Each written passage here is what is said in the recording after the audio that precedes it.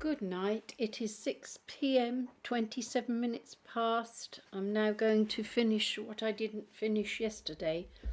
Butler's The Lives of the Saints for May. Obviously it's St. Augustine of Canterbury's feast day. I'm going to do St. Bede the Venerable first because that's how it is in this book. And then I won't get confused by turning backwards and forwards.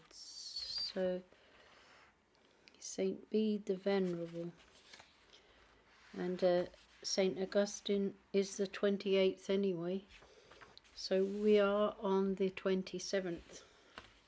So I'll do it in the right order.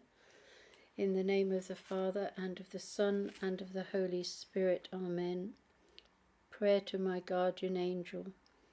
Angel of God, my guardian dear, to whom his love commits me here, ever this day be at my side, to light and guard, to rule and guide. Amen. Holy Michael, Archangel, defend me in this day of battle. Be my safeguard against the wickedness and snares of the devil. May God rebuke him, I humbly pray. And do thou, Prince of the heavenly host, by the power of God, thrust down to hell Satan and all the wicked evil spirits who wander through the world for the ruin of souls. Amen. I'll read out the names that I've written down yesterday. So the feast of St. Augustine I will be doing today, but the first one will be for the 27th, which is today, St. Bede the Venerable, and then St. Augustine, or Austin of Somerset, Archbishop of Canterbury, AD 605, then the London Martyrs of 1582 AD, and then St. Joan of Arc, the Virgin, born on Epiphany 1412, and then 31st of May will be St. Mary the Queen, St. Angela Merici, Virgin, foundress of the Company of St. Ursula, AD 1540, and if I can't get through all these, I'll do them on other days. The Blessed James the Venetian, AD 1314, and that's all that I wrote down. So hopefully we'll begin now. The feast day of St. Bede the Venerable. I have to bend over because the font is so small and I need to be as near as possible to read it properly. St. Bede the Venerable, Doctor of the Church, AD 735. Almost all that is known about the life of St. Bede is derived from a short account he has given of himself, and from a touching description of his last hours, written by one of his disciples, a monk called Cuthbert. In the closing chapter of his famous work, The Ecclesiastical History of the English People, the Venerable Bede says,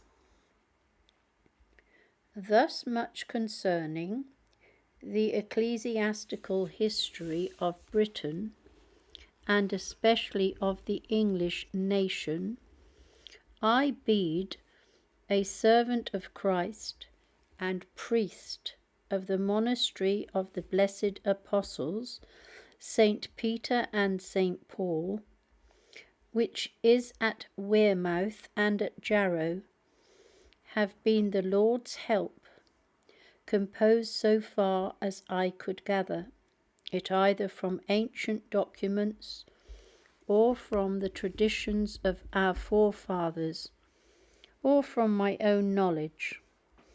I was born in the territory of the said monastery, and at the age of 7 I was, by the care of my relations, given to the most reverend Abbot Benedict, Saint Benedict Bishop, and afterwards to Walmsley-Heron to be educated. From that time I have spent my whole life in that monastery, devoting all my efforts to the study of the Scriptures, and amid the observance of monastic discipline and the daily charge of singing in the church. It has ever been my delight to learn or teach or write. In my 19th year, I was admitted to the diaconate, and in my 30th to the priesthood, both by the hands of the most reverend Bishop John, St. John of Beverley, and at the bidding of Abbot Ceolfrid.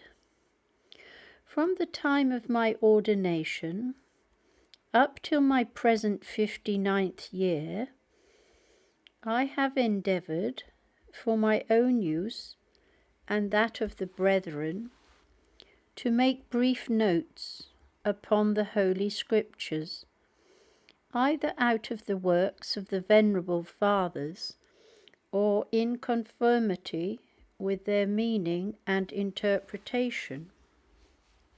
He goes on to give a list of his writings, and concludes with the words, "And I pray thee, loving Jesus, that as thou hast graciously given me to drink in with delight the words of thy knowledge, so thou wouldst mercifully grant me to attain one day to thee, the fountain of all wisdom, and to appear for ever before thy face." That Bede sometimes visited friends in other monasteries has been inferred from the fact that in 733 he stayed for a few days in York with Archbishop Egbert, but except for such brief interludes, his life was spent in a round of prayer and praise, of writing and of study. A fortnight before Easter, in 735, he began to be much troubled by shortness of breath, and all seemed to have realized that the end was near. Nevertheless, his pupils continued to study by his bedside and to read aloud, their reading often interrupted by tears. He, for his part, gave thanks to God. During the great 40 days, from Easter to the Ascension, in addition to singing the office and instructing his pupils, he was engaged on a translation of St. John's Gospel into English, and a collection of notes from St. Isidore.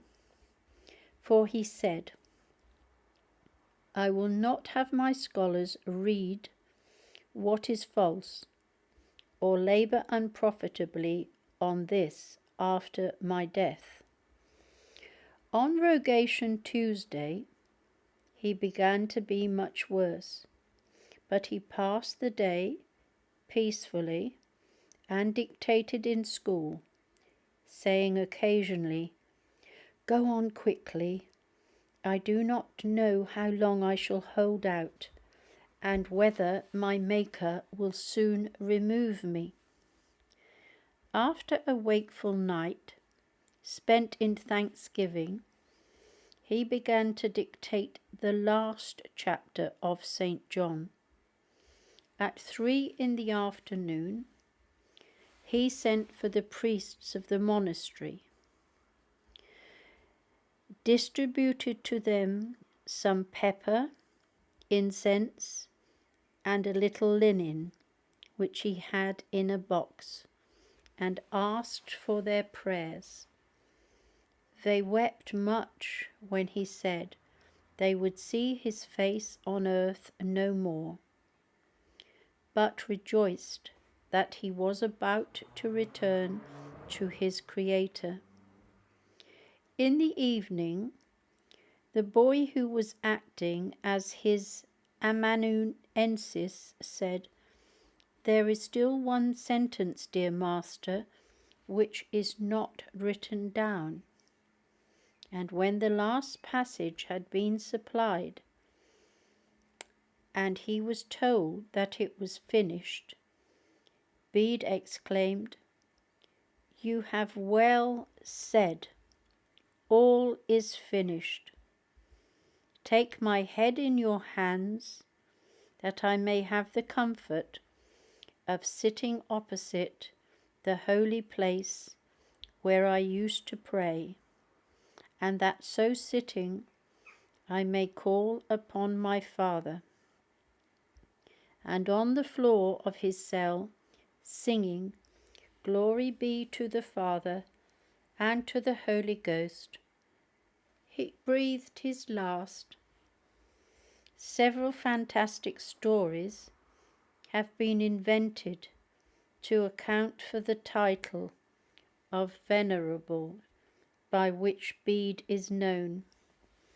It was actually a term of respect, not infrequently bestowed in the days of old upon distinguished members of religious orders. We find it applied to Bede by the Council of Aachen in 836, and the title seems to have struck the public imagination as peculiarly suitable. It has clung to him through the succeeding centuries, and though in 1899 he was authoritatively recognized as saint and doctor of the Church, it remains his special designation to this day. Bede, the only English doctor of the Church, is the only Englishman who sufficiently impressed Dante to name him in the Paradiso. That one should be Bede is not surprising. The monk who hardly left his monastery became known throughout England and far beyond. His homilies are read in the divine office everywhere in the Western Church. But for his ecclesiastical history, which is more than ecclesiastical, England's history before 729, the year of the comets, would be dark indeed. Through the School of York, founded by his pupil, Archbishop Egbert, and by his own writings, he was a power in the scholarship of Carolingian Europe. And if we know little enough about his personal life, that account of his last hours by the monk Cuthbert is enough. The death of his saints is precious in the eyes of the Lord. Saint Boniface said of Bede that he was a light of the church.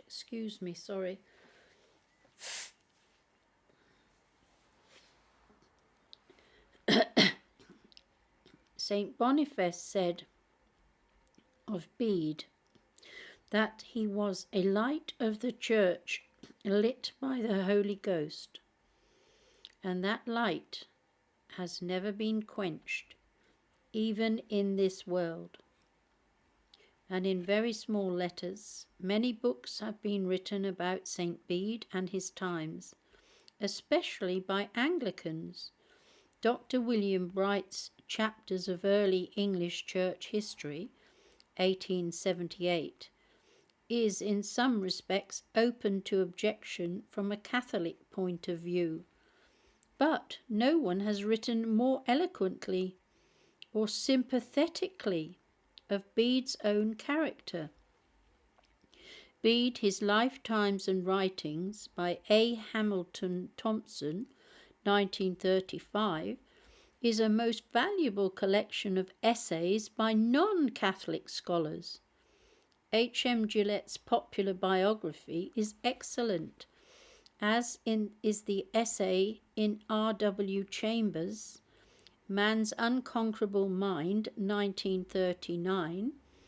In Acta Sanctorum Mei, we have little but what purports to be a life by Turgot, really an extract from Simeon of Durham, and an account of the translation of Bede's remains to Durham Cathedral. The definitive edition of the Ecclesiastical History and other historical works is C. Plummer's 1896, but there are several more popular translated editions. I can't read any more. It's of that. It's too hard for my eyes. In fact, they were bloodshot when I looked this morning. So I'm now going to turn over and look for the next one. So, just a minute.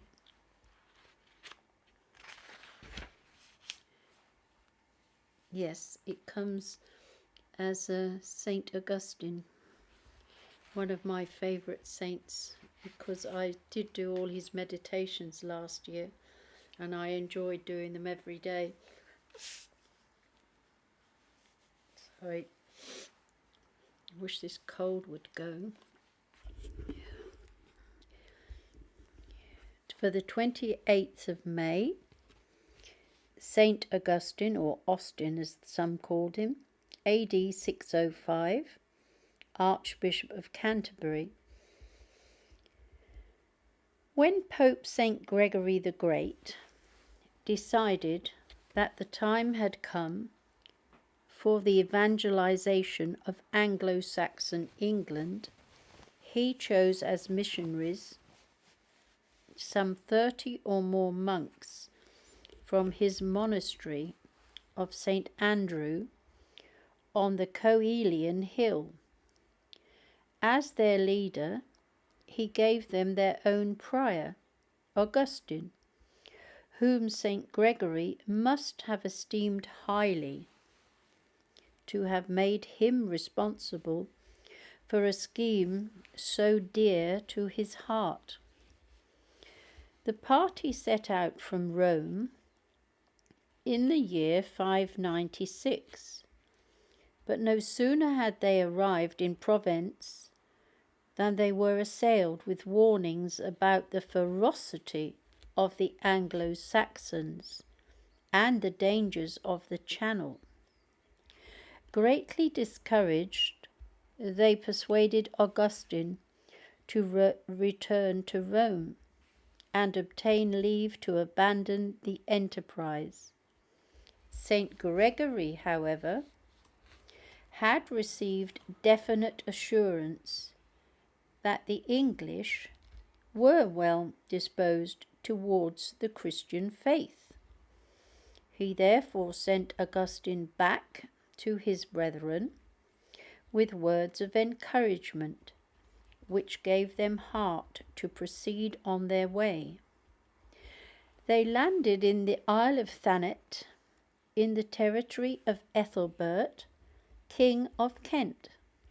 However, the missionaries sent messengers to Ethelbert, how he received them sitting under an oak and listened to their words, how he made over to them a dwelling place in Canterbury, with the use of the old church of St. Martin, and how he gave them leave to preach among his subjects, has been already described on February the 25th, under the article on St. Ethelbert. Excuse me, sorry. The king was baptized at Pentecost, which is tomorrow here, 597, and almost immediately afterwards St. Augustine paid a visit to France, where he was consecrated Bishop of the English by St. Virgilius, Metropolitan of Arles. At Christmas of that same year, many of the Ethelbert's subjects were baptized in the Swale, as St. Gregory joyfully related in a letter to Eulogius, the Patriarch of Alexandria.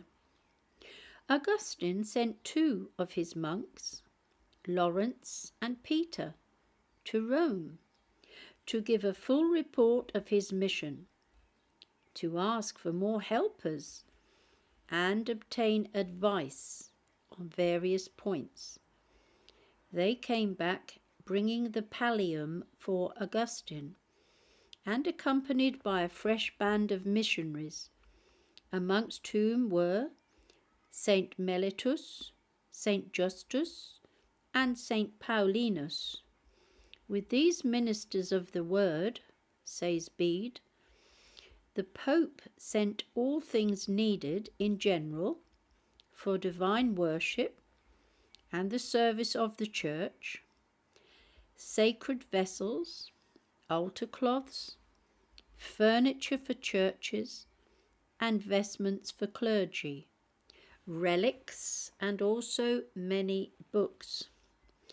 Gregory outlined for Augustine the course he should take to develop a hierarchy for the whole country, and both to him and to Mellitus gave very practical instructions on other points. This is strange. Pagan temples were not to be destroyed, but were to be purified and consecrated for Christian worship. Local customs were, as far as possible, to be retained. Days of dedication and feasts of martyrs being substituted for heathen festivals, since, as St. Gregory wrote, he who would climb to a lofty height must go by steps, not leaps.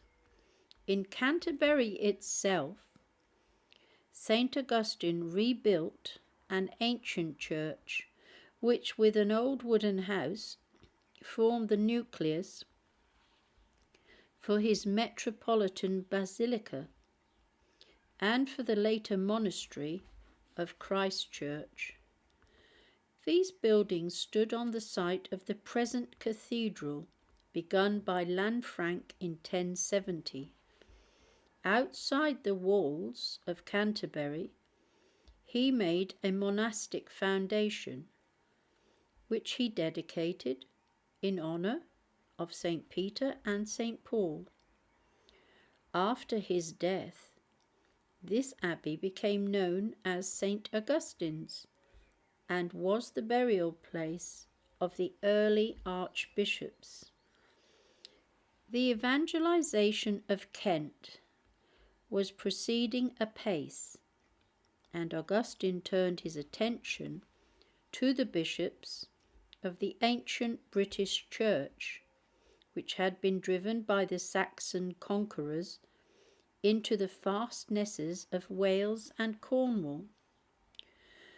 Cut off from much communication from the outside world, the British Church, though sound in doctrine, clung to certain usages at variance with those of the Roman tradition.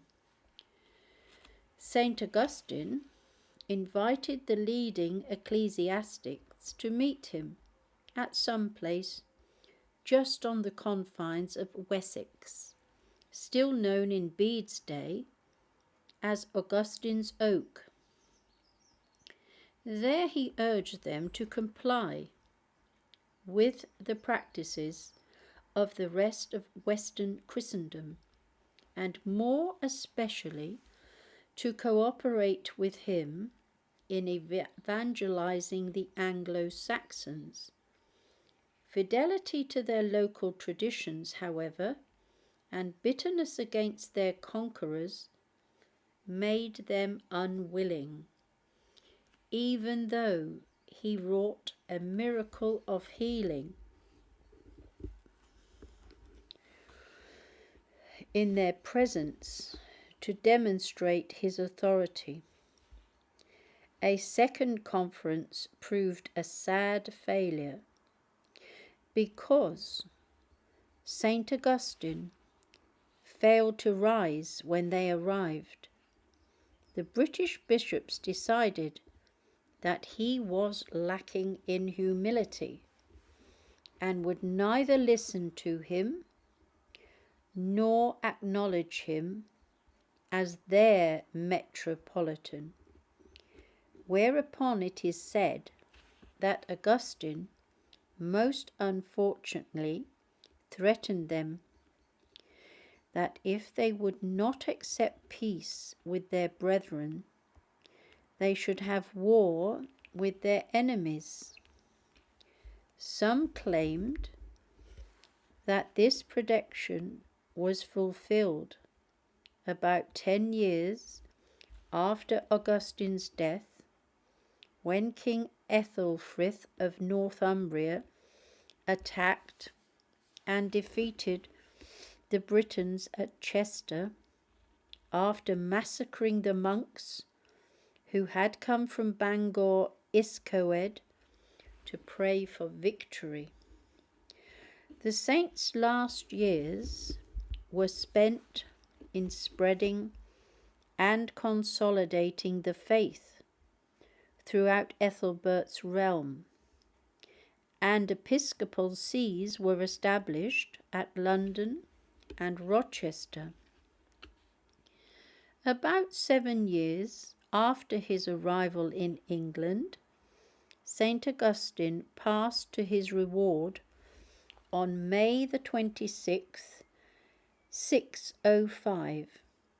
His feast is observed on this date in England and Wales, but elsewhere on May the 28th. St. Augustine wrote frequently to Pope Gregory, consulting him in the least difficulties which occurred in his ministry. This shows the tenderness of his conscience, for in many things which he might have decided by his own learning and prudence, he desired to render his conscience more secure by the advice and decision of the chief pastor. On one occasion, Gregory wrote, exhorting Augustine to beware of pride and vainglory in the miracles God wrought through him. You must needs rejoice with fear, and fear with joy concerning that heavenly gift. You will rejoice because the souls of the English are by outward miracles drawn to inward grace. But you will fear lest amidst the wonders that are done, the weak mind may be puffed up by self-esteem, and so the thing whereby it is outwardly raised to honour cause it to fall through vainglory. All the elect do not work miracles, and yet the names of all are written in heaven. Those who are the disciples of truth ought not to rejoice, save for that good thing which all enjoy, as well as they, in which their joy shall be without end. I can't read, that's the end of St. Augustine's reading. I can't read the small print, so I'm now going to move on to the next saint, which is the London Martyrs. I'm not sure which page they are. So, St. William of Ceylon, St. Germanates, St. Bernard Montjoy, Blessed Margaret Pole, St. Ignatius, Bishop of Rostov, 1288. I've now reached the correct page. Excuse me a moment, I do have this terrible cold, I apologise.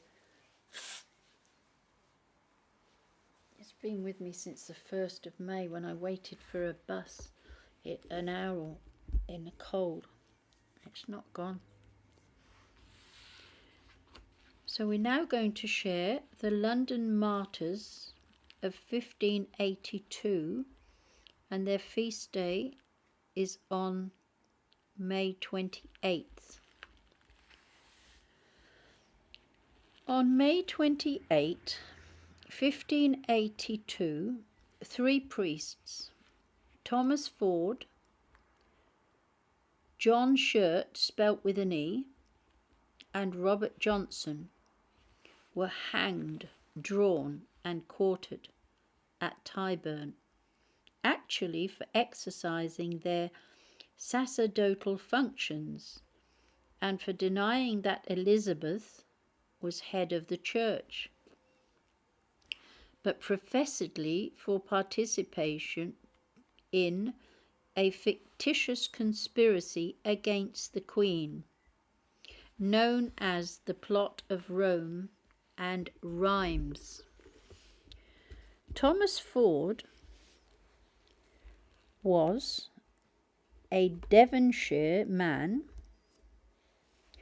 who had taken his MA at Oxford and had become a Fellow of Trinity. Religious scruples having compelled him to leave the university, he went to the English college at Douai, where he was raised to the priesthood, being one of the first batch of its students to be presented for holy orders. About the year 1576, he was sent upon the English mission and laboured successfully until 1581. He was arrested with Blessed Edmund Campion at the house of Mr. Yates at Lyford in Berkshire. He was committed to the Tower and was condemned to death on the evidence of informers who had never seen him or his fellow martyrs before their imprisonment. In the cart, as he was being taken to execution, he declared, "I am a Catholic, and do die in that religion." With regard to the Queen, he stated on the scaffold that he acknowledged her for his sovereign and Queen, and had never in his life offended her. John SHERT was also an Oxford man, a student of Brasenose and a native of Cheshire. For some time after he had left the university, he was a schoolmaster in London. Like Ford, however, he became dissatisfied with the established religion, crossed over to Douai to study for the priesthood, and received ordination in Rome. In 1579, he was sent to England, where he worked for 2 years. He was arrested on July 14th, 1581. Though no real evidence could be adduced against him, he was condemned to be hanged. On the scaffold at TYBURN, he was made to watch the execution and disemboweling of Thomas Ford. Far from being dismayed, he cried out, "O blessed soul, happy art thou, pray for me." He could have saved himself at the last moment by asking pardon and by affirming that Elizabeth was head of the Church of England. But he stoutly declared, "She is not, nor cannot be, nor any other, but only the supreme pastor." Robert Johnson, sometimes confused with Lawrence Richardson below, came from Shropshire. After being a manservant in a private family, he went to Douai, became a priest in 1576, and was sent to the English mission. Some 4 years later, he was committed to the Tower, where he was cruelly racked 3 times. In November 1581, he was sentenced to death on the same charge as his 2 brother martyrs, and suffered in the same place on the same day. As the rope was placed about his neck, he prayed aloud in Latin. Bidden rather to pray in English, he replied, "I pray that prayer which Christ taught in a tongue I well understand." "Pray as Christ taught," exclaimed one of the ministers present, to which the martyr spiritually retorted, "What? Do you think Christ taught in English? He was still praying in Latin when the cart was drawn away from under him." Oh dear. 2 days after the martyrdom of the above, 4 other Catholic priests were executed at Tyburn. Their names were William Philby, Luke Kirby, Lawrence Richardson, Vere Johnson, and Thomas Cottam.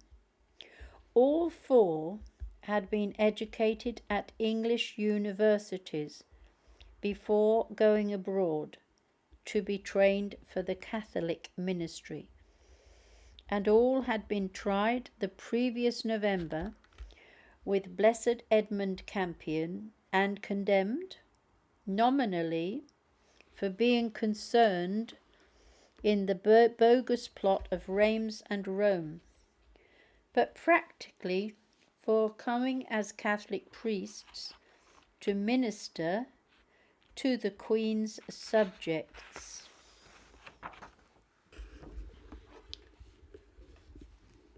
The 6 months between their condemnation and their execution they spent as prisoners in the Tower.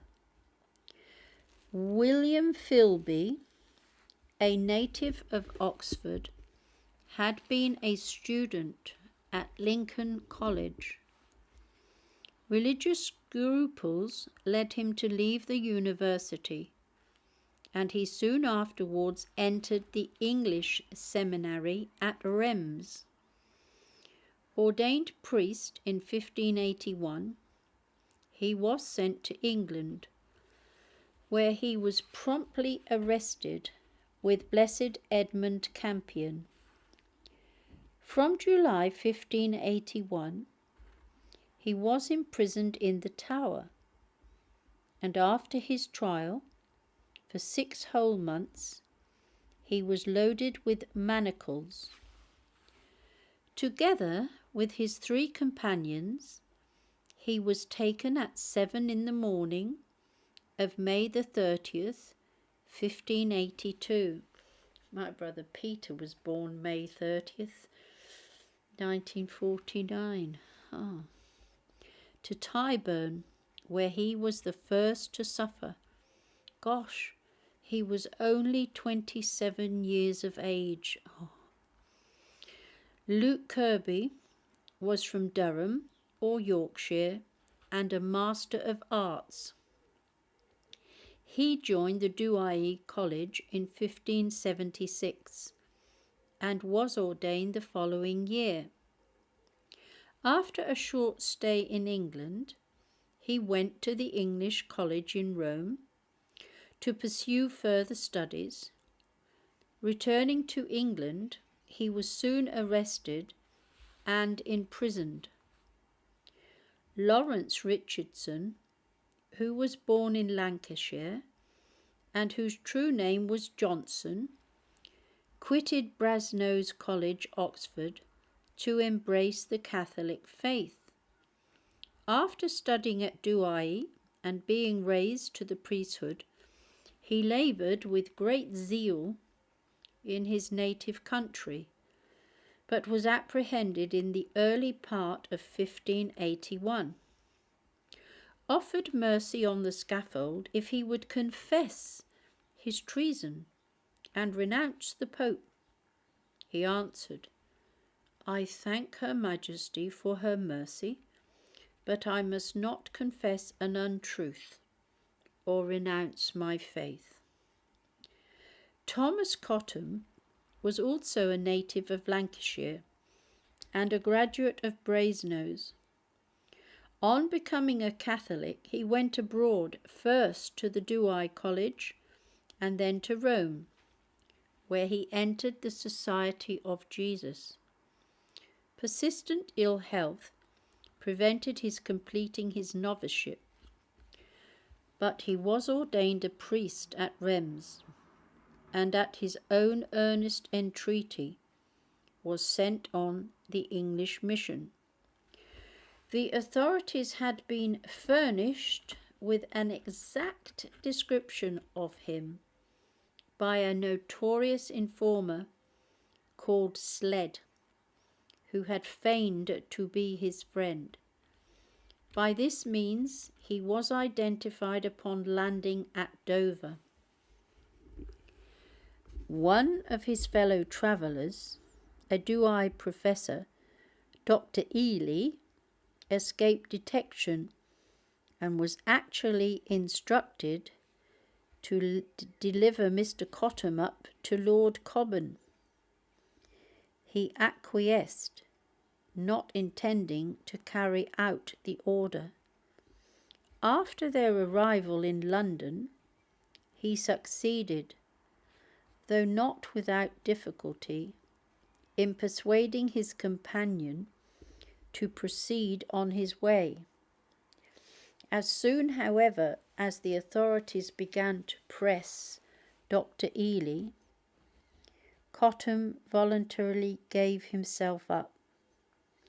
He was imprisoned first in the Marshalsea and afterwards in the Tower, where he and Luke Kirby were subject to the instrument of torture known as the Scavenger's Daughter. He was the last of the 4 to be executed and was compelled to watch the dismemberment of his fellow martyrs. Full details of the history, capture and imprisonment of all 7 martyrs will be found in Cam Lem Volume 2, pages 443 to 563. The account in Challoner MMP, pages 44 to 66, is less complete. That's the end of those in this same pages that I've written down. So now, St. Joan of Arc. Oh, Saint Joan of Arc. What page? Yes, I've written down the page of Saint Joan of Arc. I think 427, and I'm on 416.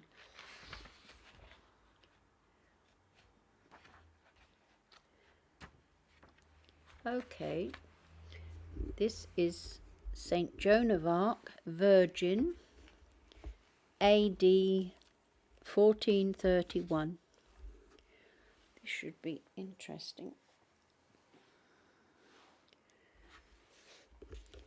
Saint Jean la Pucelle, or Joan of Arc, as she has always been called in England, was born on the feast of the Epiphany, 1412, at Domremy, a little village of Champagne, on the bank of the Meuse. Her father, Jacques d'Arc, was a peasant farmer of some local standing, a worthy man, frugal and rather morose, but his wife was a gentle, affectionate mother to their 5 children. From her, the 2 girls of the family received a good training in household duties, in sewing and spinning. I fear no woman, Joan afterwards declared. Reading and writing, however, she never learnt. Impressive and often touching testimony to her piety and exemplary conduct appears in the sworn depositions of her former neighbours, presented in the process for her rehabilitation.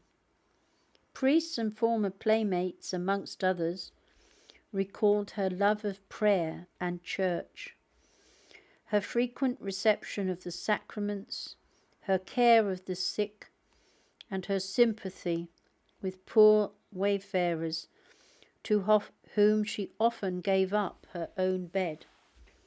She was so good, it was stated, that all the village loved her. A happy childhood hers seems to have been, though clouded by the disasters of her country, as well as by the dangers of attack, to which a frontier town like Domremy, bordering on Lorraine, was specially exposed. On one occasion at least, before she began her great undertaking, Joan had been obliged to flee with her parents to the town of Neufchâtel, at 8 miles distance, to escape a raid of Burgundian freebooters who sacked Domremy. She had been but a very young child when Henry V of England invaded France, overran Normandy, and claimed the crown of the insane King Charles VI. France, in the throes of civil war, was between the contending parties of the Dukes of Burgundy and Orleans, had been in no condition from the first to put up an inadequate resistance, and after the Duke of Burgundy had been treacherously murdered by the Dauphin's servants of the Burgundians, threw in their lot with the English, who supported their claims. The death of the rival kings in 1422 brought no relief to France. The Duke of Bedford, as regent for the infant King of England, prosecuted the war with vigour, one fortified town after another falling into the hands of the Allies, while Charles VII, or the Dauphin as he was still called, seems to have regarded the position as hopeless, and spent his time in frivolous pastimes with his court. St. Joan was in her 14th year when she experienced the earliest of those supernatural manifestations which were to lead her through the path of patriotism to death at the stake. At first, it was a single voice addressing her, apparently from nearby, and accompanied by a blaze of light. Afterwards, as the voices increased in number, she was able to see her interlocutors, whom she identified as St. Michael the Archangel, St. Catherine, St. Margaret, and others. Only very gradually did they unfold her mission.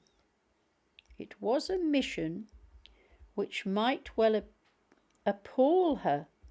She, a simple peasant girl, was to save France.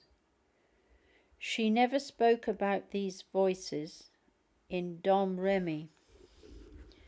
That was quite wise. I would have thought they would have thought she was mad.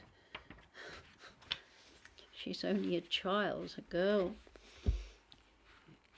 She was too much afraid of her stern father.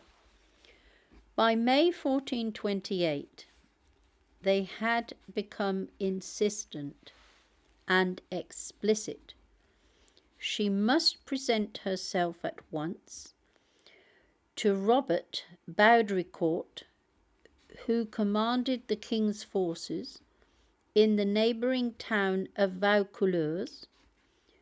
Joan succeeded in persuading an uncle who lived near Vaucouleurs to take her to him. But Baudricourt only laughed and dismissed her, saying that her father ought to give her a good hiding.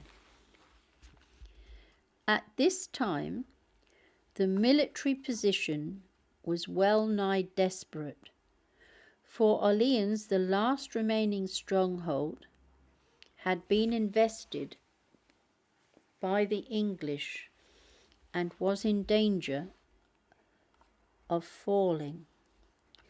After Joan's return to Domremy, her voices gave her no rest.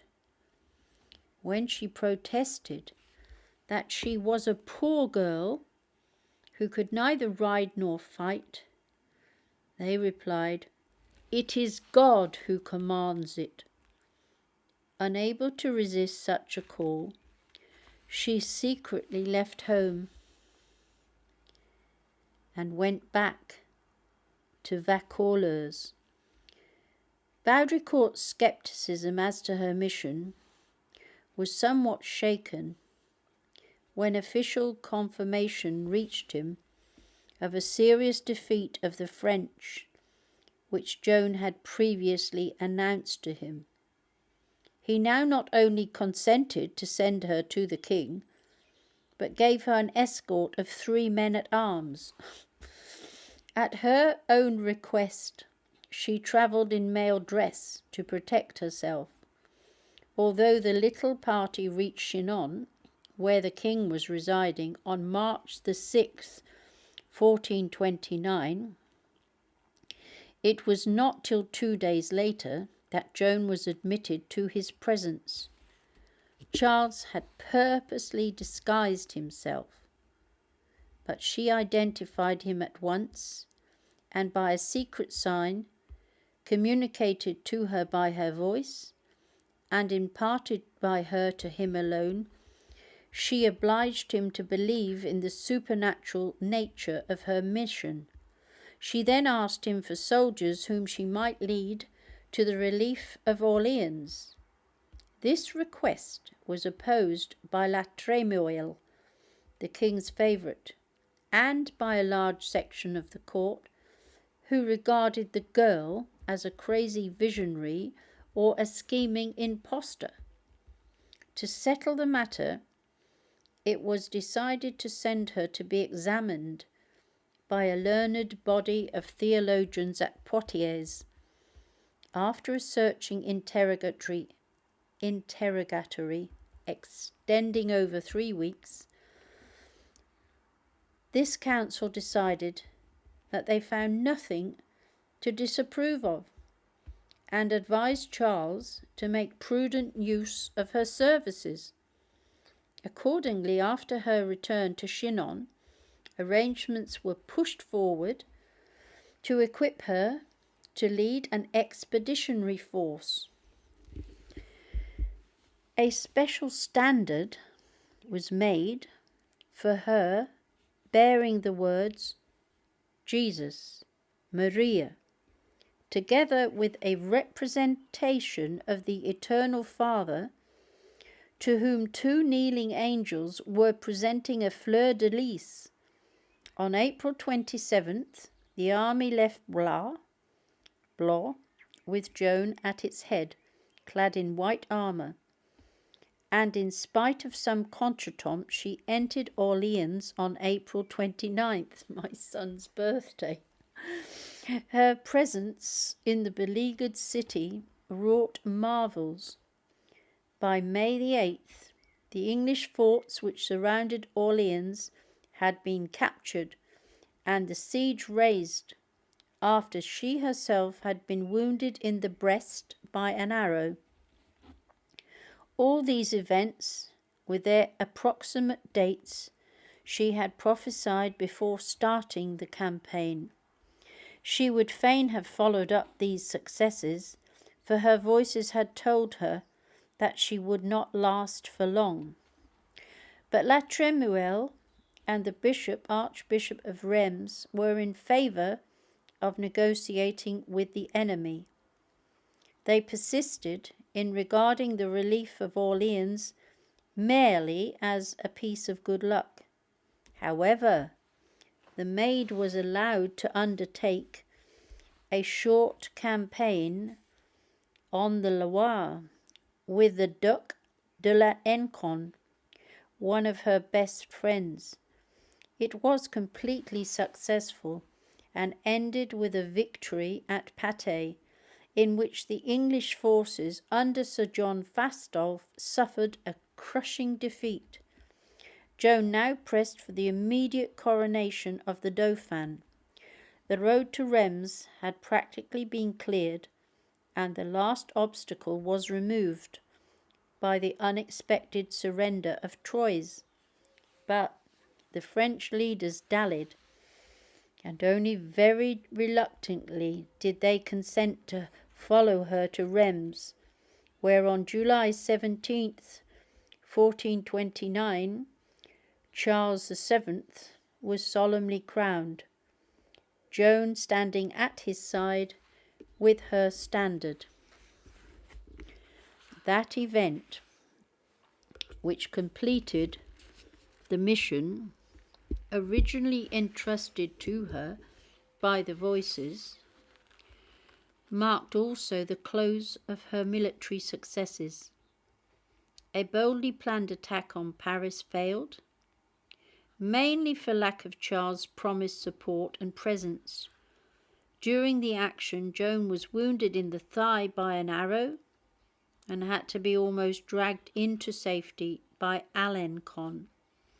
Then followed a truce, which entailed on the Maid a winter of inaction, spent for the most part in the entourage of a worldly court, where she was regarded with thinly veiled suspicion. Upon the resumption of hostilities, she hurried to the relief of Compiègne, which was holding out against the Burgundians. She entered the city at sunrise on May 23rd, 1430, and that same day led an unsuccessful sortie.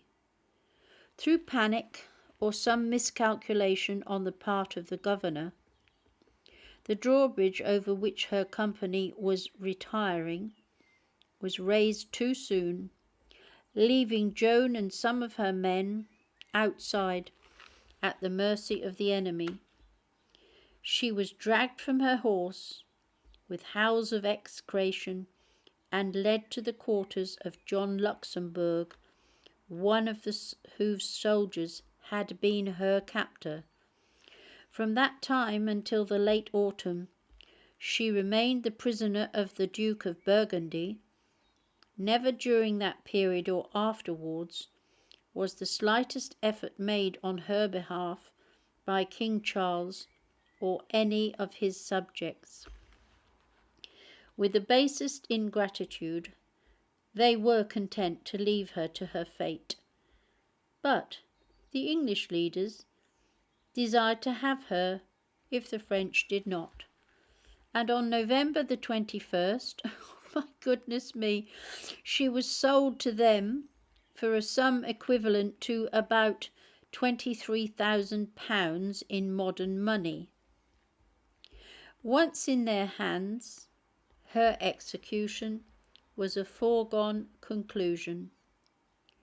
Though they could not condemn her to death for defeating them in open warfare, they could have her sentenced as a sorceress and a heretic. In an age when fear of witchcraft was general, the charge would not seem preposterous, and already the English and Burgundian soldiers attributed their reverses to her spells. In the castle of Rouen, to which she was transferred 2 days before Christmas, Joan was confined at first, we're told, but this is doubtful, in an iron cage, for she had twice tried to escape.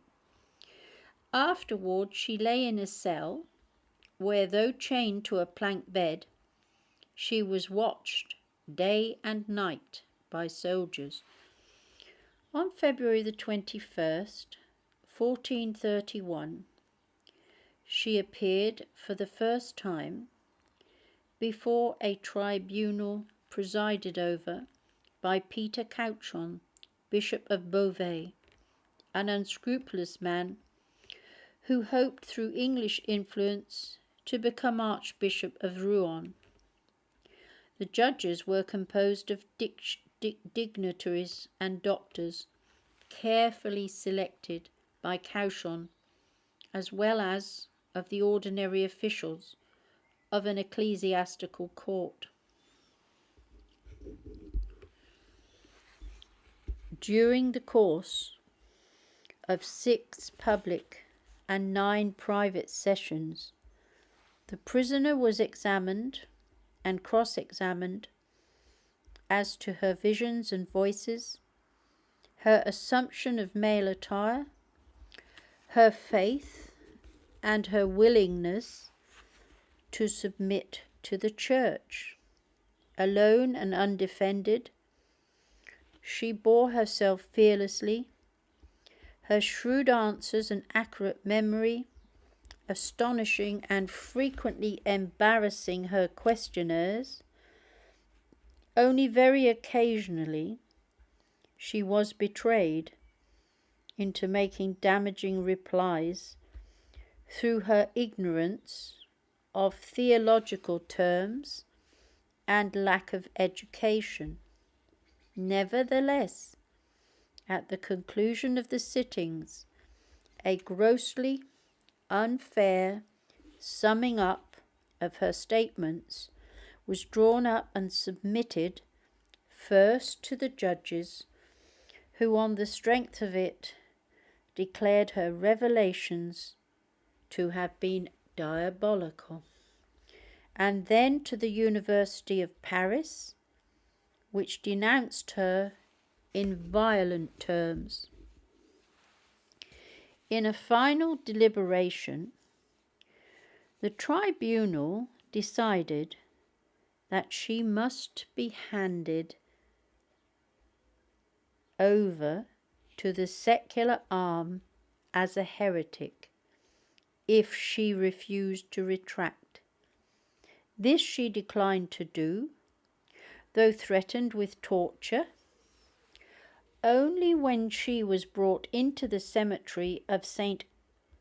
Ouen before a huge crowd to be finally admonished and sentenced, was she intimidated into making some sort of retraction. The actual terms of this retraction are uncertain and have been the occasion of much controversy. She was led back to the prison, but her respite was a short one, either as the result of a trick played by those who thirsted for her blood, or else deliberately of her own free will. She resumed the male dress, which she had consented to discard, and when Cauchon with some of his satellites visited her in her cell to question her concerning what they chose to regard as a relapse, they found that she had recovered from her weakness. Once again, she declared that God truly sent her, and that her voices came from God.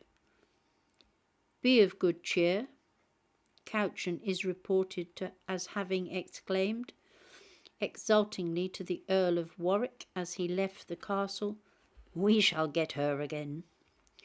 On Tuesday, May the 29th, 1431, the judges, after hearing Cauchon's report, condemned her as a relapsed heretic to be delivered over to the secular arm, and the following morning at 8 o'clock, Joan was led out to the marketplace of Rouen to be burned at the stake. Joan's demeanour on that occasion was such as to move even the most hardened tears. When the faggots had been lighted, a Dominican friar, at her request, held up a cross before her eyes, and as the flames leapt up, she was heard to call upon the name of Jesus before surrendering her soul to God. She was not yet 20 years old. After her death, her ashes were contemptuously cast into the Seine. But there must have been many amongst the spectators to echo the remorseful exclamation of John Trezart, one of King Henry's secretaries.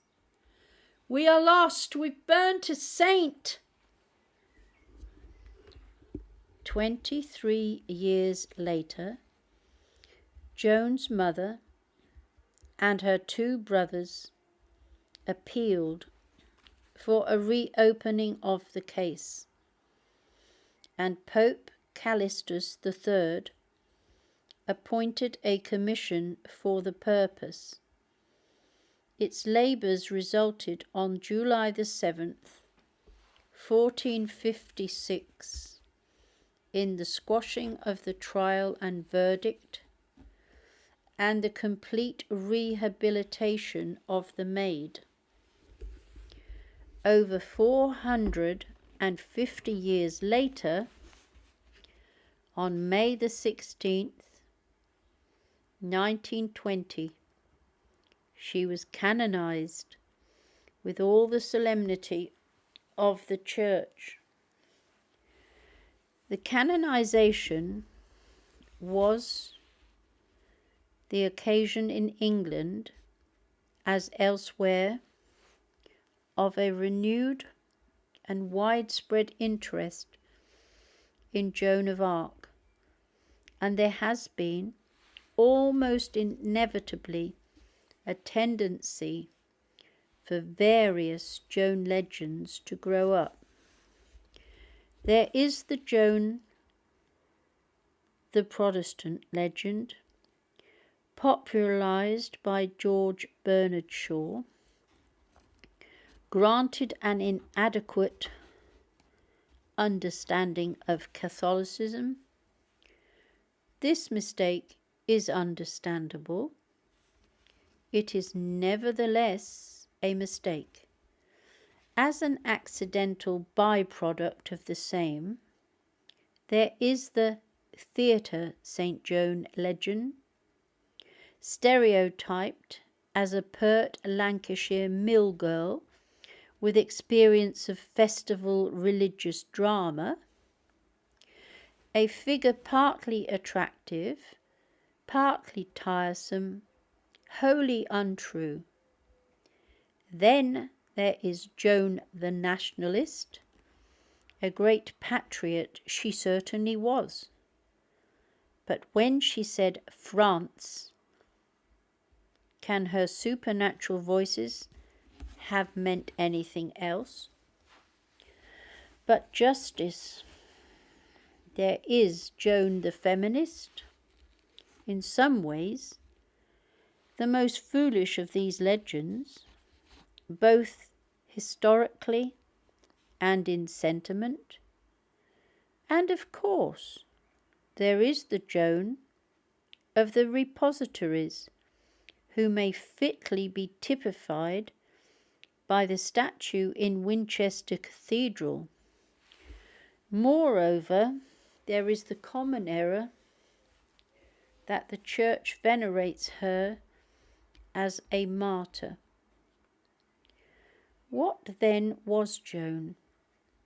Quite simply, a peasant girl, full of natural ability, good sense, and the grace of God, who knew, amongst other things, the story of the Annunciation, and when the will of God was made known to her, astounding as it was, though less so to her simplicity than to our sophistication, she faced it intelligently, welcomed it, and submitted to it. That is what emerges from every page of the text of the original documents of her trial. Other things as well can be learned from them, some of them little gratifying to Catholics, for though the tribunal that condemned her was not the Church, nevertheless it and the ecclesiastics who upheld its decisions included some honest and representative churchmen. It also included others who were not. The dealings with the maid are an ineffaceable blot on the history of England, but the Englishmen concerned were not the only people who earned disgrace. It's got a lot in small print. It says no adequate bibliography of St. Joan of Arc is possible within these narrow limits, and it's too difficult for me to read, so it's too little. It'll just redden my eyes and give me a headache, so you'll have to do your own research, but I'm sure there's a lot more to learn. So now, page 432, 31st of May. I think it's on the Queen Mary. Yes, the 31st of May, Saint Queen Mary, and underneath it says Saint Angela Meriki Virgin, foundress of the Company of Saint Ursula, AD 1540, but it's been transferred to the 1st of June, but it's still here because it always was this particular date. So I'm going to continue with Saint Angela and the Queen, the foundress of the Ursulines, the first teaching order of women to be established in the Church, was born on March the 21st, 1470 or 1474, at the little town of Desenzano on the southwestern shore of Lake Garda in Lombardy. She received a good early training from her parents, a pious couple, not overburdened with this world's goods. They both died when Angela was 10 years old, leaving their 2 daughters and a son to the care of a well-to-do uncle living at Salo. To her natural grief at being separated from one who was almost a second self was added apprehension as to her actual condition.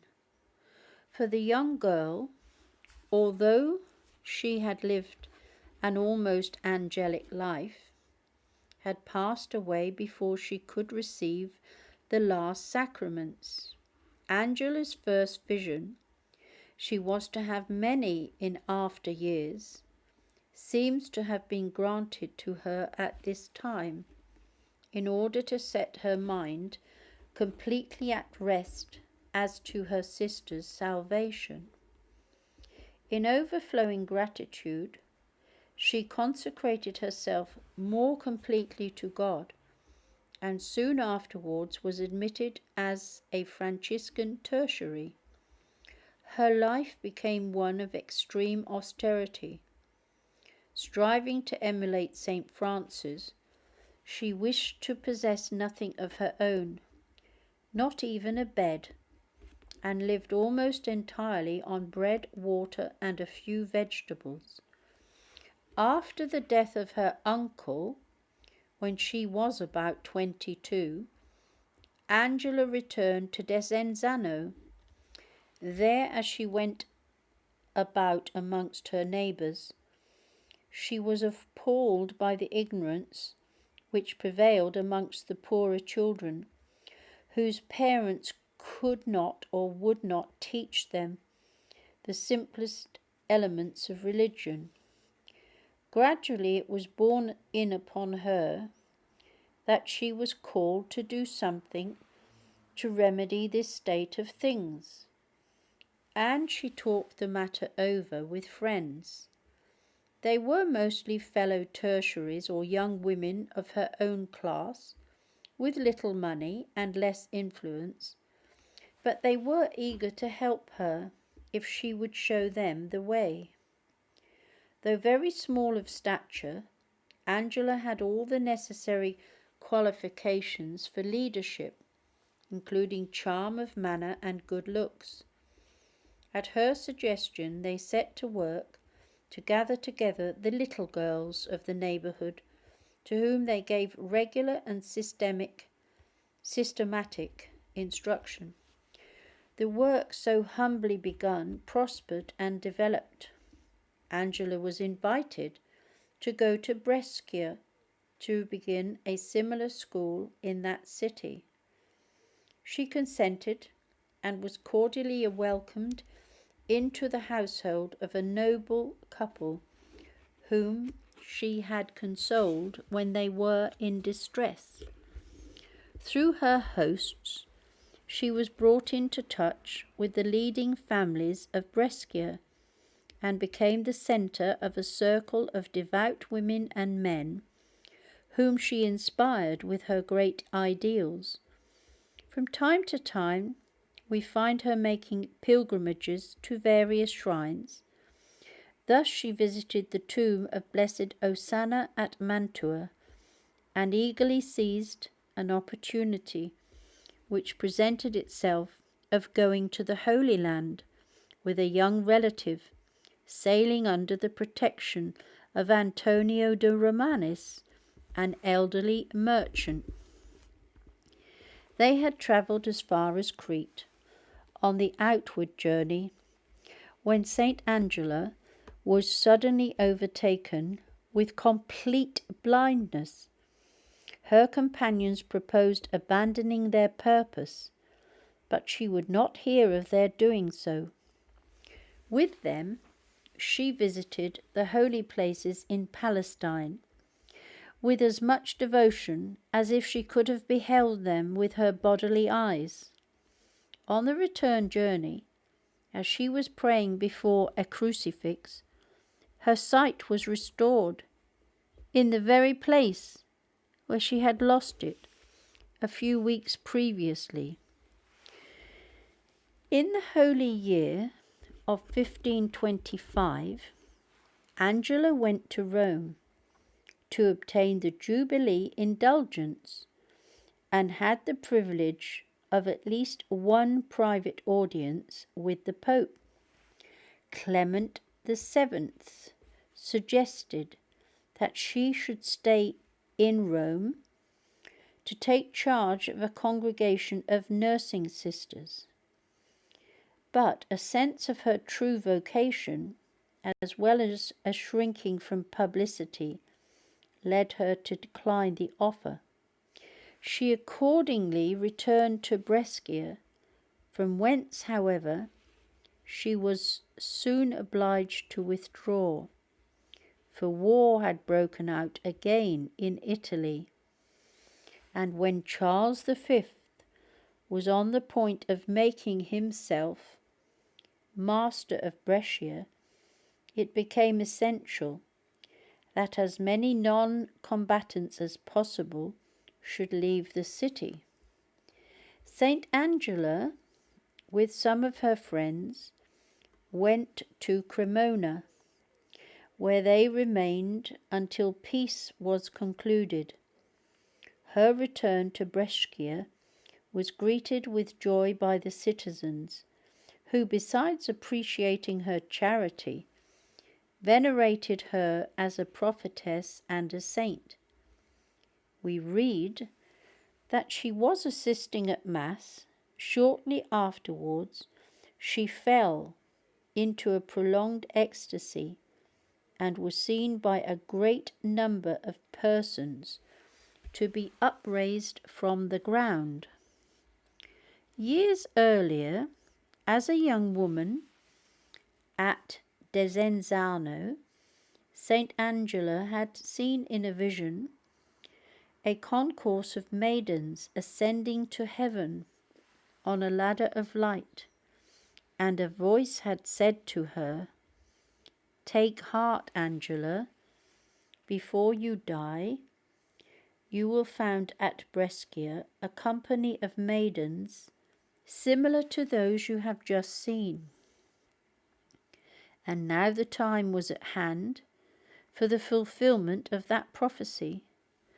About the year 1533, she seems to have begun to train a select few of her companions in a kind of informal novitiate.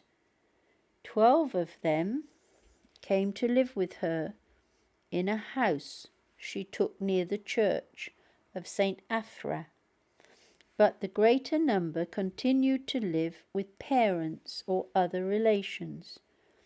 2 years later, 28 young women consecrated themselves with her to the service of God. She placed them under the protection of Saint Ursula, the patroness of medieval universities, who was popularly venerated as a leader of women, hence the name of Ursulines, which her daughters have always borne. This date, November the 25th, 1535, is reckoned as that of the foundation of the Ursuline order. It was, however, during the lifetime of its foundress, more in the nature of an association. No habit was worn, although a black dress was recommended. No vows were taken, and the sisters were not enclosed, nor did they lead a community life. They met together for classes and worship, carried out their duties as were allotted to them, and lived a holy life in the midst of their families. The idea of teaching a teaching order of women was so novel that time was required in which to let it develop. Yet, although many changes and modifications have taken place, the Ursulines, from the period of their foundation until the present day, have never lost sight of the object for which they were instituted, the religious education of girls, especially of the poorer classes. At the first election, St. Angela was unanimously chosen superioress, and she continued to fill that office for the last 5 years of her life. She was taken ill early in January 1540 and died on the 27th of the same month. In 1544, Pope Paul III issued a bull confirming the Company of St. Ursula and declaring it to be a recognized congregation, and in 1807 its foundress was canonized. And that ends that, because I can't read the small print underneath, which there is more information. So now,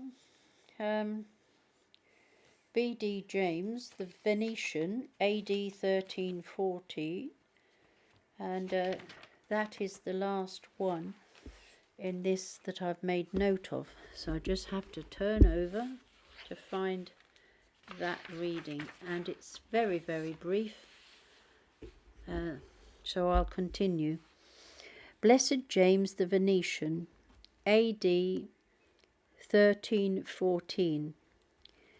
James Salomonius was born of a noble family at Venice in 1231. His father having died when he was very young, he was brought up partly by his mother, who, however, retired after a few years into a Cistercian convent, partly by a grandmother. James was devout almost from infancy, and at the age of 17 he distributed all his property to the poor and joined the Dominicans, very much against his will. He was chosen to fill the office of prior at Forlì, Faenza, San Severino, and Ravenna. But he was finally allowed to settle down at Forlì, where he led a life of great austerity, devoting himself especially to prayer, to reading, and to charity towards the sick poor, for whom he had great affection. In addition to the Bible, he regularly studied the martyrology, which, as he was wont to aver, provided him with constant food for meditation. The holy friar had many ecstasies, was endowed with the gift of prophecy, and miraculously healed a number of paralytics and other sick persons. Although he suffered for 4 years from cancer, he never complained, appearing always to be cheerful and calm.